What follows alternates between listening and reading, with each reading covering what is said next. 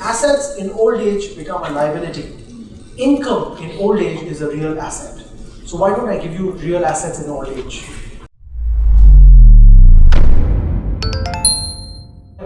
This is what I do. I convert the variable income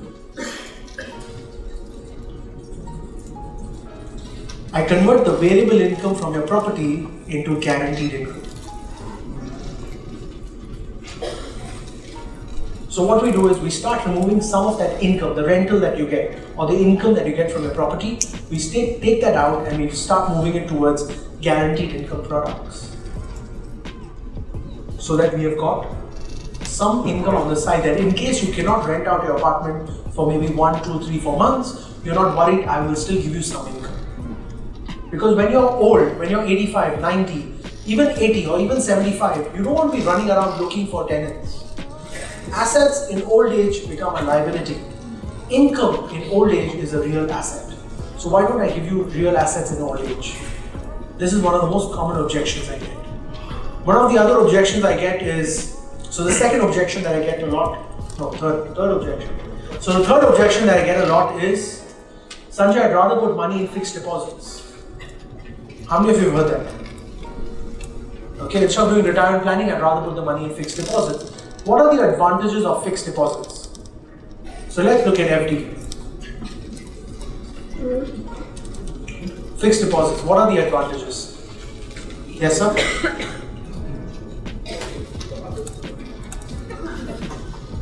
After the break.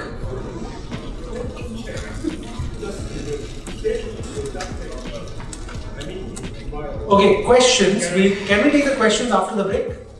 Yeah? Okay. We'll do a Q&A, don't worry. Just write down your question, don't forget, huh? Because you're asking me about Dubai, so write it down, don't forget. If you have any questions, please write them down. Please don't forget them, because every question that you ask will be relevant for somebody in this audience.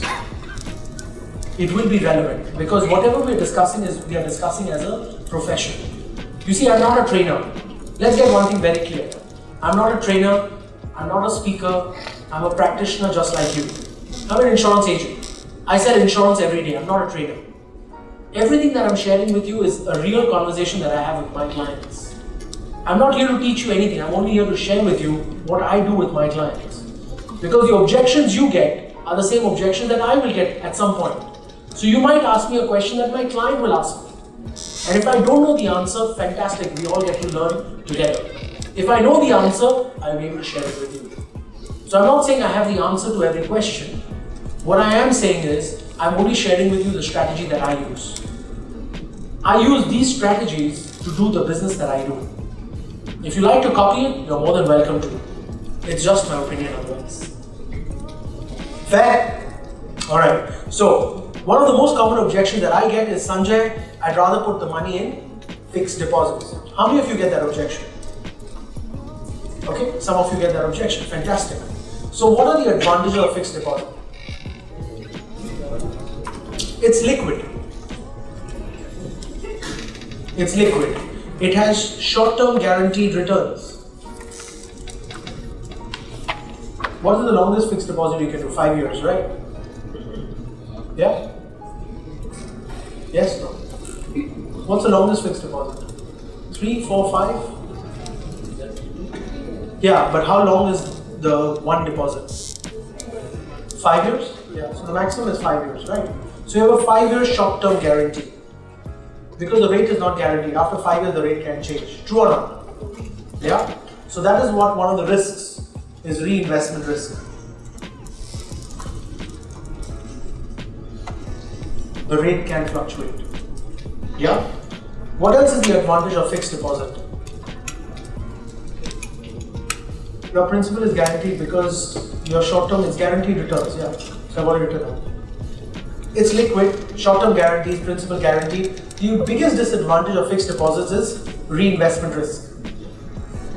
And the other one is usually it doesn't beat inflation.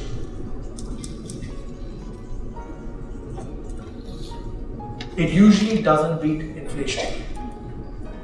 Correct? It's very low interest rate environment. So, should we keep fixed deposits? Absolutely.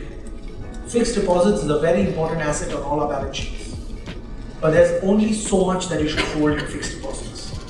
You cannot keep all your money in fixed deposits. So when someone who does a lot of fixed deposits, I tell them, keep majority of your money here. I'm not telling you to remove it. But learn to start putting some money away, which would allow you to take some risk with it. Because you're still very young. If you're older, it doesn't make sense. Keep in fixed deposits or put into something that gives a fixed income forever. Yeah, I love annuities for that. Where you can put money, it gives you guaranteed income for the rest of your life. I like annuities. And that's the product I would use when it comes to this argument. What if I told you only one thing? Retirement planning has changed significantly. The only question you have to answer is, are you prepared for that change? And that's what I've documented in this book. The strategies for retirement planning that a financial advisor needs to update themselves on. You see, the book is covering two sections, the theory and the practical. The theory section will talk about the regular strategies of retirement planning, the products for retirement planning, and I've even covered the ABCD strategy, which is used by some of the most wealthiest families. But the practical section covers a very important part. The presentations for retirement planning, the objections you will get, and the closing strategies that will assist you in helping your clients make retirement planning decisions. Case studies on how I have implemented these strategies I've documented because I've realized a lot of people would be lost even though they have learned the strategies. So get yourself a copy if you want to learn more about the new changes in retirement planning and the strategy for the 21st century.